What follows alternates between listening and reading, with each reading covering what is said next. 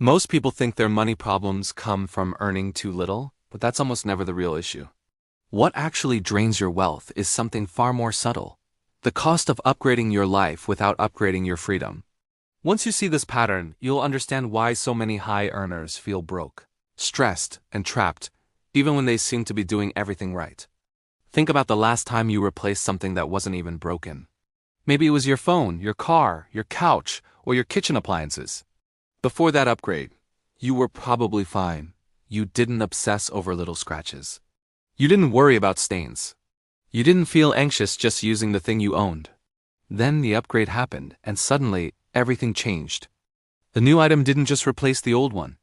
It changed your behavior. You became more careful, more protective, and more stressed. The object stopped serving you, and you started serving the object, and that's where the real cost begins.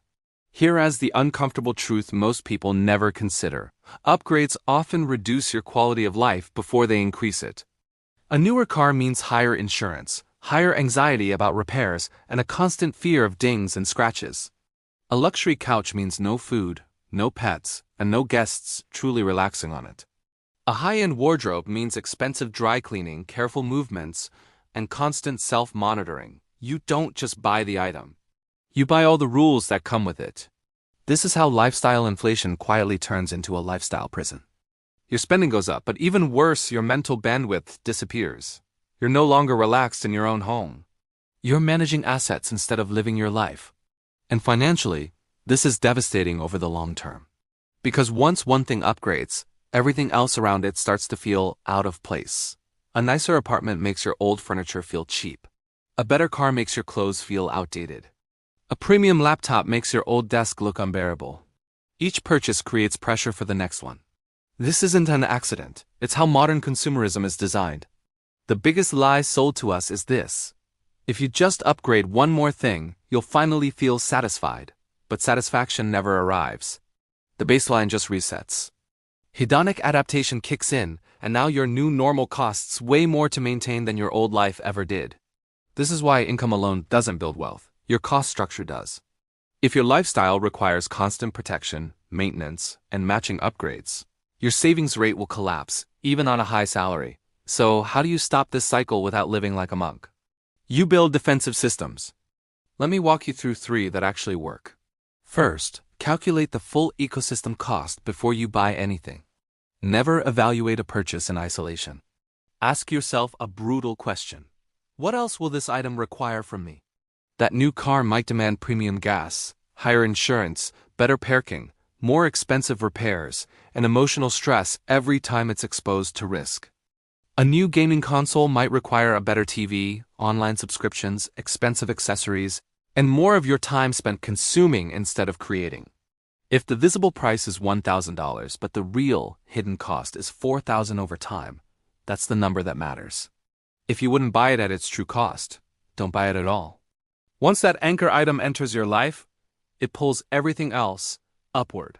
That's how budgets collapse quietly, without any single big mistake. Second, cap your possessions aggressively. Wealth killers love accumulation.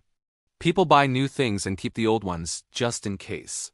Soon, they're surrounded by backups, duplicates, and clutter, both physical and financial. Here's a simple rule: every upgrade requires an exit. New shoes? The old pair leaves. New gadget? The old one is sold, donated, or trashed. New furniture, something else has to go. This forces you to be intentional. You stop hoarding. You stop building your identity around objects. You stay in control of your environment instead of drowning in it. More importantly, this keeps you in the mindset of a user, not a collector. Collectors sink money into maintaining appearances. Users extract value. Guess which group builds wealth? Third, practice intentional downgrading. This one feels counterintuitive, and that's why it's so powerful. Sometimes the fastest way to restore financial clarity is to lower your visible status markers on purpose. Drive a reliable car that doesn't demand perfection. Wear functional clothing you aren't afraid to damage. Own items that invite use, not anxiety. When your external signals are modest, the pressure to keep up completely disappears. No one expects luxury behavior from a low-maintenance identity, and that freedom is priceless. You can park anywhere. You can eat in your car. You can travel without stress.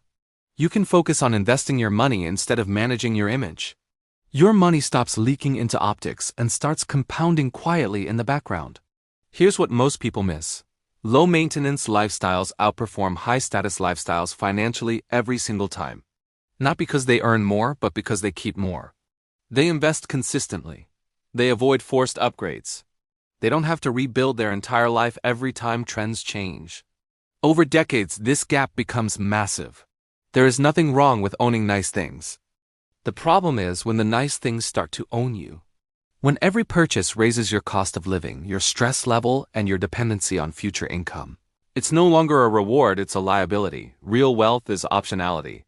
And optionality thrives in simplicity.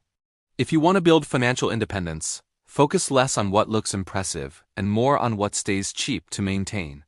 Design a life that doesn't demand constant upgrades. Design a cost structure that gives you breathing room. Design an identity that doesn't require validation through spending. That's how investors win the long game. Because the goal isn't to look rich, the goal is to be free. If this video helped you rethink an unnecessary upgrade this week, do me a favor and hit that like button. Subscribe for more rational money strategies that actually compound over time. And let me know in the comments what other money topics you want to see covered. Remember, don't upgrade your life faster than your freedom. I'll see you in the next one.